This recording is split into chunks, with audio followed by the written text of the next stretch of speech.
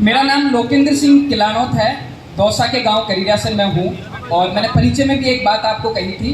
Batch 2016-17 है और जब मैं हॉस्टल में आया था तब मेरा रूम नंबर 58 था और बाद में वार्डन साहब ने मेरे व्यवहार को देखकर मुझे जो नया रूम दिया वो था 26 नंबर में। तो 26-11 का एक संयोग बन गया, यानी कि हॉस्टल में जो 26-11 का संयोग बना, उसके बाद में नोटिस बोर्ड पर एक लिस्ट चस्पा हुई थी जिनको रजिस्ट्रेट किया गया था, उसमें मेरा नाम भी था। तो 26-11 के बाद में हम लोग हिट लिस्ट में आ गए थे।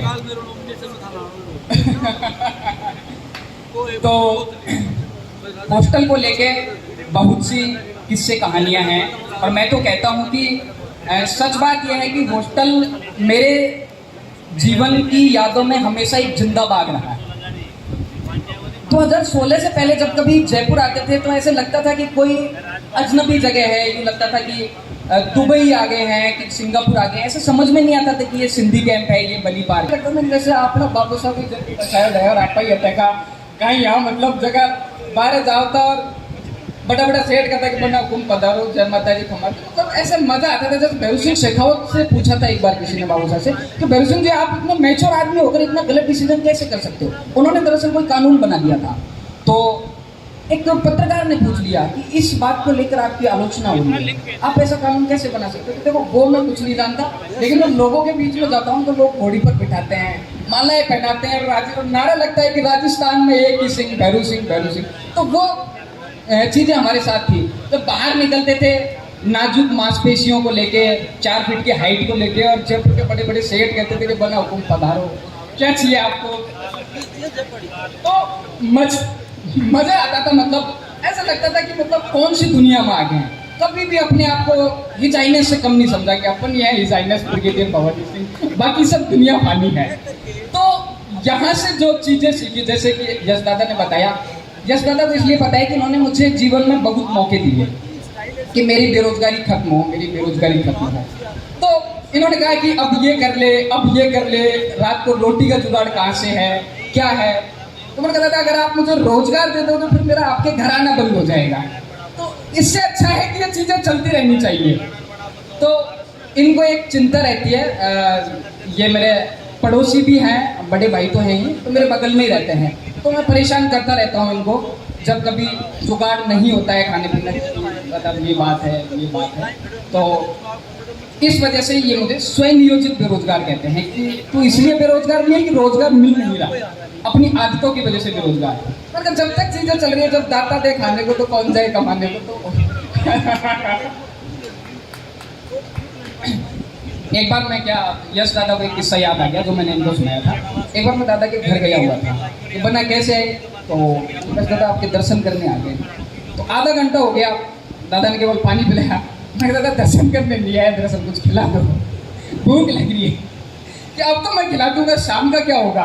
तो मैंने कहा दादा देखो, एक राजकुमारी थी, तो उस राजकुमारी की जिद थी कि उसको किसी फकीर से शादी करनी है। तो राजा ने समझाया बहुत कि तू एक राजकुमारी है और फकीर से शादी करके राजकुमारी, लेकिन अब राजकुमारी की जिद तो पूरे राज में सैनिकों को भेजा कि जो इस राज में, इस देश में सबसे बड़ा फकीर हो उसको लेके आओ और उससे इसकी शादी करवा दो, क्योंकि दिमाग ठिकाने आ जाएगा। तो सैनिक कहीं से गए बेचारे, तो एक फकीर को ढूंढ लाए, तो उससे राजकुमारी की शादी करवा दी। फकीर राजकुमारी से शादी करके अपने ठिकाने चल दिया, अपनी झोपड़ी में चल दिया। रात को उन लोगों ने, राजकुमारी ने और उस फकीर ने जब रात का भोजन किया तो उसमें से 4 सूखी रोटियां बच गई थी। उसमें से 4 सूखी रोटियां बच गई थी। तो उस फकीर ने क्या किया, उन रोटियों को गीले पानी में भिगो के रख दिया, कपड़े में लपेट के। राजकुमारी ने पूछा कि ये क्यों कर रहे हो, कि इनको सुबह खा लेंगे।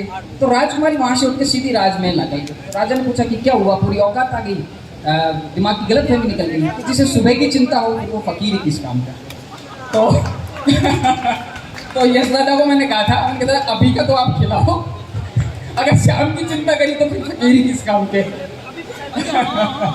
तो ये सारी चीज़ें क्या हॉस्टल से सीखी हैं, ये सारी चीज़ें हॉस्टल। अब जैसे सरवन दादा भाई है, इनका एक दौसा के किसी कार्यक्रम में दादा भाई गए हुए थे, छात्र प्रसाद फाउंडेशन का एक कार्यक्रम था। तो सरवन दादा क्या दौसा के प्रभारी थे भारतीय जनता पार्टी की तरफ से, और हुआ यूँ कि उस टाइम पे दौसा में पंचायत के चुनाव चल रहे थे, तो टिकट वितरण वगैरह ये सरवन दादा के हाथ में था। तो संयोग से वहाँ पर मैं मिल गया। अब मेरी तो आदत है किसी भी आदमी का नाजायज फायदा कैसे उठाया जाए।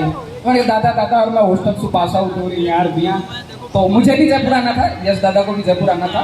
तो वहाँ पर जब पता चला कि सरवन सिंह जी बगड़ी दौसा पधारे हुए हैं, तो जिन राजपूत बंधुओं को भारतीय जनता पार्टी से टिकट लेना था, किसी को जिला परिषद का लेना था, किसी को पंचायत समिति सदस्य का लेना था, तो दादा से सब लोग मिलने आए थे।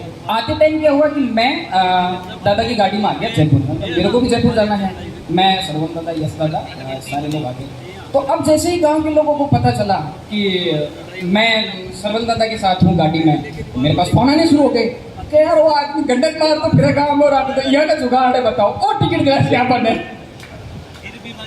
तो मेरे पास फोन आना शुरू हो गए, क्योंकि मेरे ही गांव के पंचायत के तहसील के लोग, तो जिस आदमी के पास में वो टिकट लेने के आए हुए थे वो आदमी मेरे साथ गाड़ी में है, तो इससे बड़ी बात क्या हो सकती है।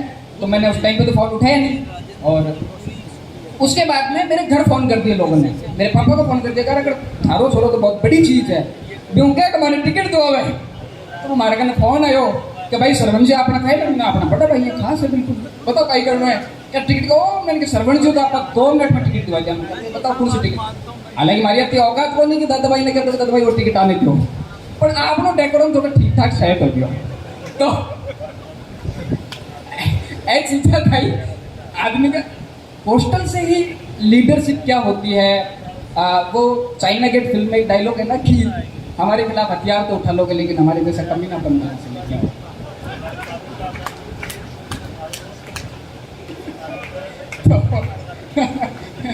तो ये सारी चीजें हॉस्टल से आई हुई। एक दिन ये और एक दोस्त दोनों एक प्रत्याशी लिया है, साहब लक्ष्मण को कुछ चुनाव कर रहा था, ठीक है साहब लिया है आप लोग, भैया ले रहा है, बिठाया ड्राइंग रूम में, मेरे नीचे पेड़ा ले रहा है वहाँ पर, वो भी एक उठा लियो, एक धीरे धीरे एक उठा लियो, मैंने ध्यान हो वो नहीं खाने, एक एक और खानो पड़ेगा, एक एक और खाओ, फिर हाल में बैठे बोली साहब वो एक एक और खाओ, जो बेटा जितना पेड़ा सारा दोनों जना खा गया, वो प्रत्याशी की तरह एक पेड़ो खाओ, भाई ध्यान हो नहीं दूसरों की जुगाड़ करते हुए तो बहुत। तो ये सारी चीज़ें दरअसल हॉस्टल से आती हैं कि आपको किस तरह से। और मैं तो एक सीधी बात कहता हूँ कि मेरा तो जयपुर से 2016 में जयपुर आया, और उसके बाद में 2022 तक जितना भी डेकोरम चल रहा है, जो दुकानदारी चल रही है, रोटी पानी सारी चल रही है, हॉस्टल के भाई लोगों की वजह से चल रही है। और तो मेरा तो हॉस्टल दीनानाथ है, जगत नियंता है, दीन बंधु है।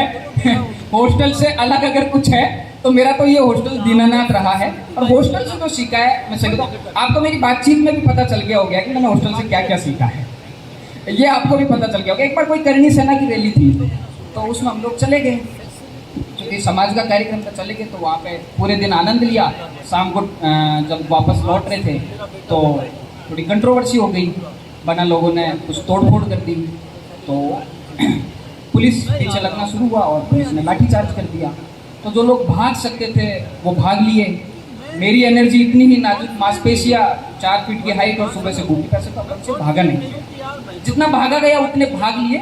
और जैसे तैसे गवर्नमेंट हॉस्टल को अप्रोच किया, और जब देखा कि अब बात बनने वाली नहीं है, तो गवर्नमेंट हॉस्टल तक तो अपने पास था 5 फीट का लट, जिसको अपन बजाते आ रहे थे। और जब लगा कि अब ये अपने ऊपर इम्प्लीमेंट होने वाला है, तो वहीं पर लट को छोड़ के गवर्नमेंट हॉस्टल की दीवार पर टॉयलेट करने लग गया। पुलिस पूरी बगल से निकल गई। ये तो कोई शरीफ आदमी है, इसका इस दंगे से क्या लेना देना है। तो ये सारा मैनेजमेंट, ये सारी चीज़ें आप हॉस्टल से सीख सकते हो, जो कि मैंने सीखा है, आप सबने सीखा है। और दादा काफ़ी है, बस काफ़ी है। आपने आगली जो पीढ़ी है ना, आपने कोई कम बोली है, इतनी देर वापा आने तड़ दिया तो आने बुलाओ। आओ भाई 2020 तक आप बहुत सिंसियर है।